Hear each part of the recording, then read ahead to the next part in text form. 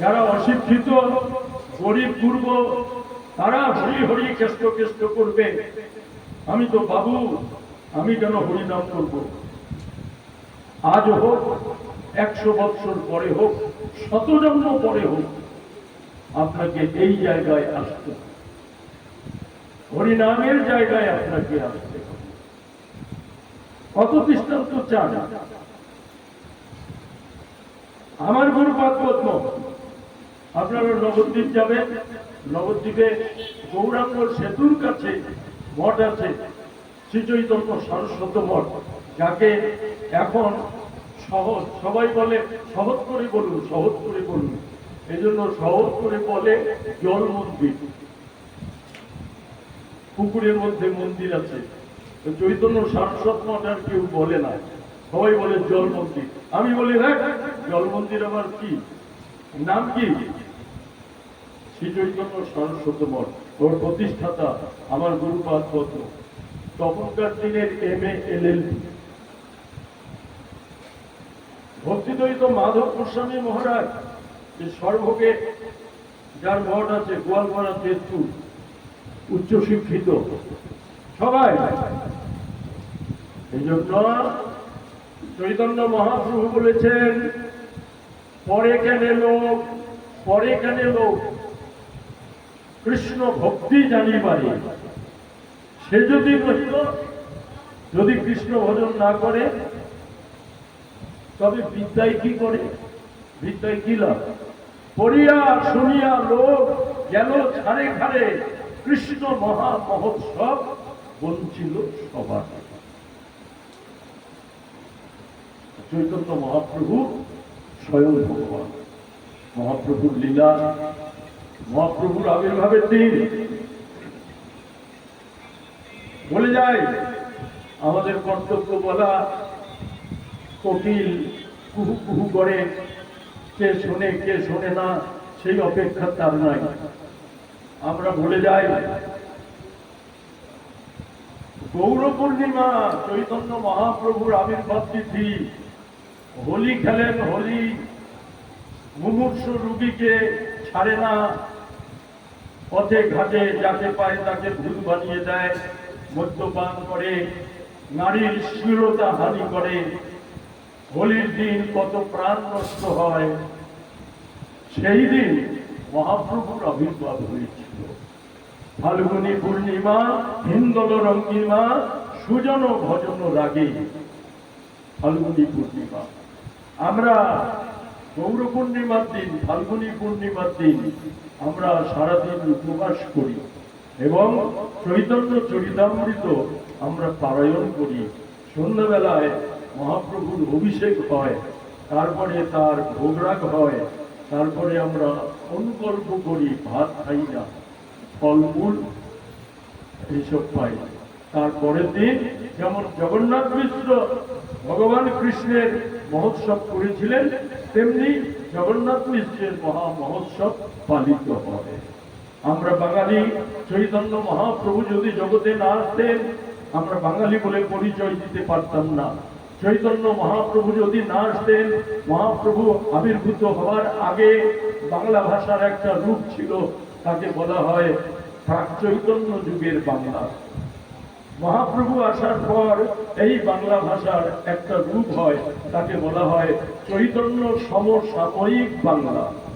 মহাপ্রভু লীলা অপ্রকটের পর গোবিন্দ দাস, জ্ঞানদাস ইত্যাদি কবিগণের, বৈষ্ণব সাহিত্যিকগণের দ্বারায় যে বাংলার রূপ হয়, তাকে বলা হয় চৈতন্যোত্তর যুগের বাংলা।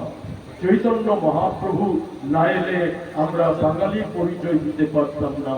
মহাপ্রভু না এলে পরে আমরা হরিনাম সংকীর্তন বলে আমরা জানতাম না। হরিনাম, মহাপ্রভু জগতে না আসলে, মহাপ্রভু কাজী দলন করেছিলেন এবং কাজী প্রতিজ্ঞা করেছিল বাংলা, বিহার, উড়িষ্যার প্রত্যেকটা মানুষকে তিনি ইসলাম ধর্মে দীক্ষিত করবে। কাজীর এটা প্রতিজ্ঞা ছিল। চৈতন্য মহাপ্রভু সেই কাজীকে দমন করে তিনি আমাদের ধর্ম দিয়ে রক্ষা করেছেন। এহেন চৈতন্য মহাপ্রভুকে বাঙালি মানে না। মহাপ্রভু সম্পর্কে বাঙালির কোনো কিউরিয়াসিটি নাই, কৌতূহল নাই।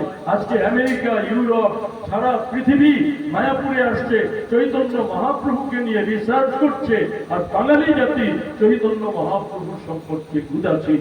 এটা অত্যন্ত পরিতাপের বিষয়। চৈতন্য মহাপ্রভু 48 বছর জগতে প্রকট ছিলেন। মহাপ্রভুর লীলাকে 3 ভাগে বিভক্ত করা হয়েছে: আদি লীলা, মধ্যলীলা, অন্তলীলা। আদি লীলায় তার বাল্যলীলা, কৈশোর লীলা, কৌগণ্ড লীলা, যৌবন লীলা, তার বৈবাহিক লীলা। তারপর তিনি পিতৃশ্রাদ্ধের জন্য, পিতৃপিণ্ড দান করার জন্য গয়াধামে যান। গয়ায় গিয়ে তিনি ঈশ্বরপুরী পাদের কাছে দীক্ষা গ্রহণ করেন। তারপর ফিরে এলে মহাপ্রভুর মধ্যে আমূল পরিবর্তন দেখা দিল। যে মহাপ্রভু ছিল অত্যন্ত চঞ্চল, উদ্ধত, সেই মহাপ্রভু জন্মের প্রতিমূর্তি হলেন।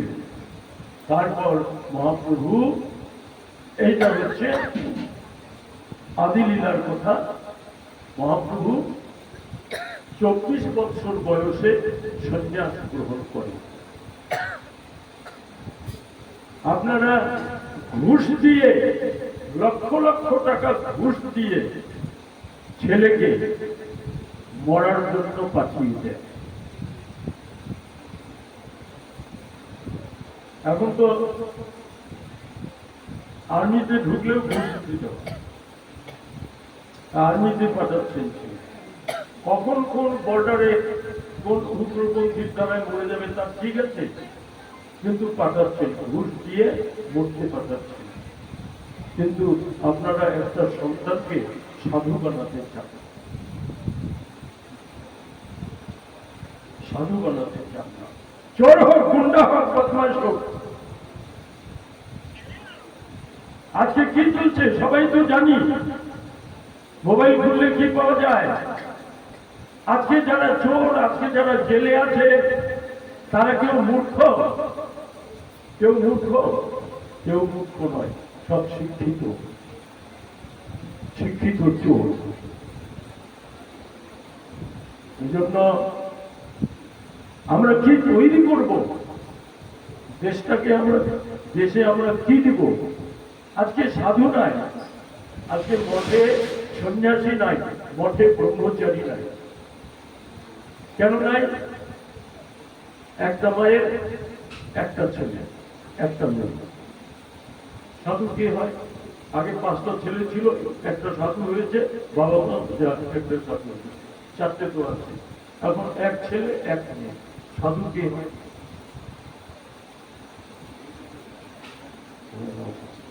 ধর্মটা আমাদের অত্যন্ত জরুরি। চৈতন্য মহাপ্রভু হিন্দু বলে পরিচয় দেন তো? জানেন? আরো আগের কথা, অনেক আগের কথা। শঙ্করাচার্য, আদিগুরু শঙ্করাচার্য, এই শঙ্করাচার্য ভারতের 4 কোণায় 4টি মঠ স্থাপন করে সনাতন ধর্মকে রক্ষা করেছে। উত্তর পূর্ব ভারতে উড়িষ্যা, পুরীতে গোবর্ধন মঠ স্থাপন করেছে। দ্বারকায় তিনি মঠ স্থাপন করেছেন। উত্তর কাশীতে শৃঙ্গেরি মঠ স্থাপন করেছেন। হরিদ্বারে মঠ স্থাপন করেছেন, করে সনাতন ধর্মকে রক্ষা করেছেন। এই শঙ্করাচার্য কি করে সন্ন্যাসী হলেন জানেন? ধ্যান দিয়ে শুনুন। এক মায়ের এক ছেলে, একমাত্র ছেলে। 5 বছর বয়সে শঙ্করাচার্য সমস্ত বেদ, উপনিষদ, পুরাণ, ভাগবত, গীতা তার কণ্ঠস্থ। 5 বছর বয়সে। এখন শঙ্করাচার্যের বয়স 7 বছর। শঙ্করাচার্য অনুভব করলেন, হরে কৃষ্ণ, সনাতন ধর্মাবলম্বী নাই ভারতবর্ষে, সব বৌদ্ধ। হরে কৃষ্ণ, হরি বল। তখন সব বৌদ্ধ, সারা ভারত ব্যাপী বৌদ্ধ। একজন হিন্দু ছিল সনাতনী, তার নাম ছিল মন্ডন মিশ্র। শঙ্করাচার্য অনুভব করলেন, আমি বৌদ্ধ ধর্মকে ভারত থেকে বিতাড়িত করব, আমি বৈদিক ধর্মকে পুনঃস্থাপনা করব। প্রতিজ্ঞা করলেন অন্তরে। প্রতিজ্ঞা করে তিনি চিন্তা করলেন, আমি সন্ন্যাস গ্রহণ করব। মাকে যদি বলি, মা আমি সন্ন্যাসী হব, মা তো আমাকে আদেশ দিবে না, একমাত্র পুত্র। ধ্যান দিন, তখন খরস্রোতা, গভীর জল এবং কুমির, হাঙ্গর, কামড়, ঘড়িয়াল, হিংস্র জলজন্তুতে পরিপূর্ণ কাবেরীতে স্নান করতে নেমেছে 7 বছর বয়সী শঙ্করাচার্য। আর সে জলজন্তুরা এই গিলে খায় শঙ্করাচার্যকে, এই গিলে খায়, এই গিলে খায়। আর মা কাবেরীর তীর থেকে বলছে, বাবা উঠে আয়, উঠে আয়, সোনা আমার, নয়নের মণি আমার, গলার এক নড়ি হার আমার, উঠে আয় বাবা, উঠে আয়, উঠে আয়, তোকে ছাড়া আমি বাঁচবো না, এই এই এই এই তোকে গিলে ফেললো। হরে কৃষ্ণ।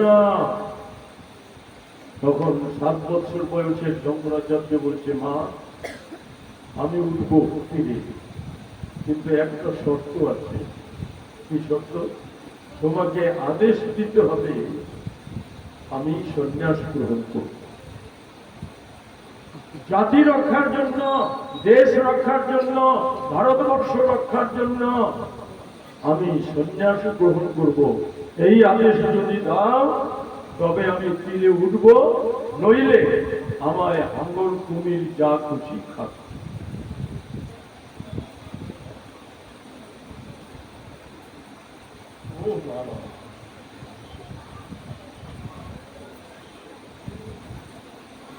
হরে কৃষ্ণ।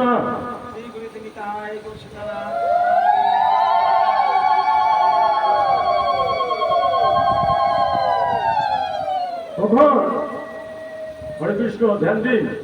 তখন মা চিন্তা করলো, যদি আমি সন্ন্যাস নিতে না দিই তাহলে তো মরে যাবে, আমি পুত্র হারা হব। আমি যদি সন্ন্যাস নিতে বলি ও তো থাকবে, জীবিত থাকবে, আমি তো পুত্রবতী থাকবো। যা, ঠিক আছে বাবা, সন্ন্যাসী নিবি, উঠে আয়।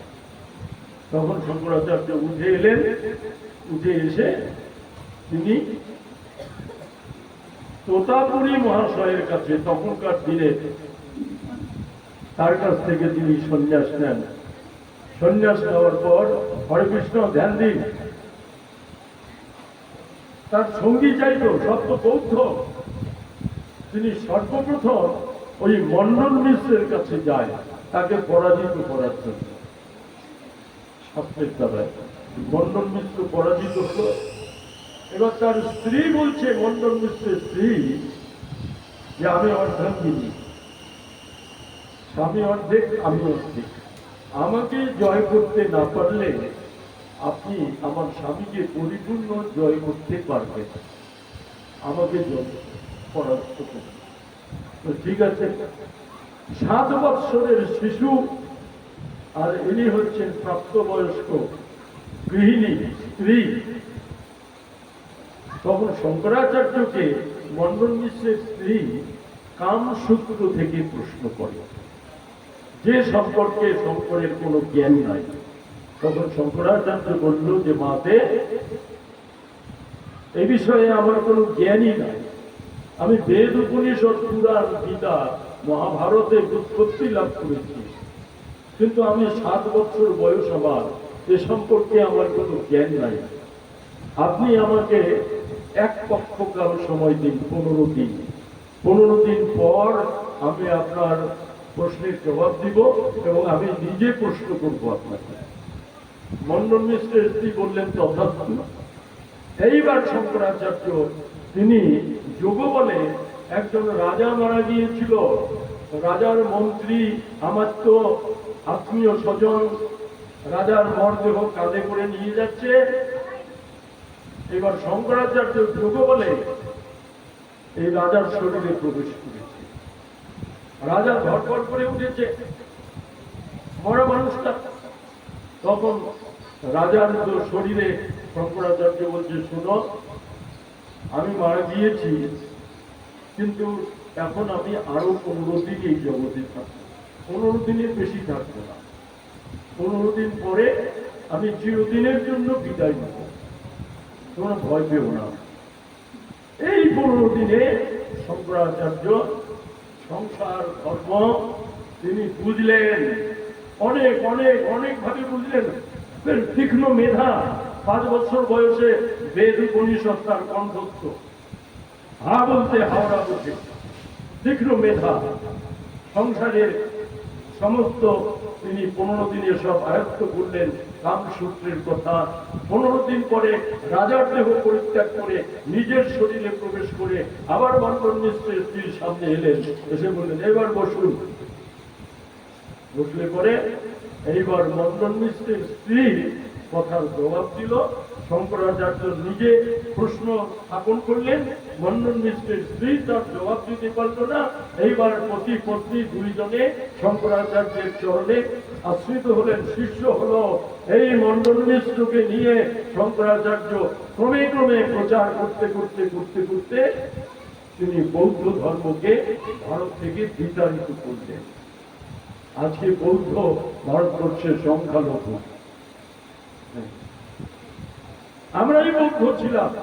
আমার ঠাকুর দাদার বাবা, তার বাবা তো বৌদ্ধ ছিল, শঙ্করাচার্য।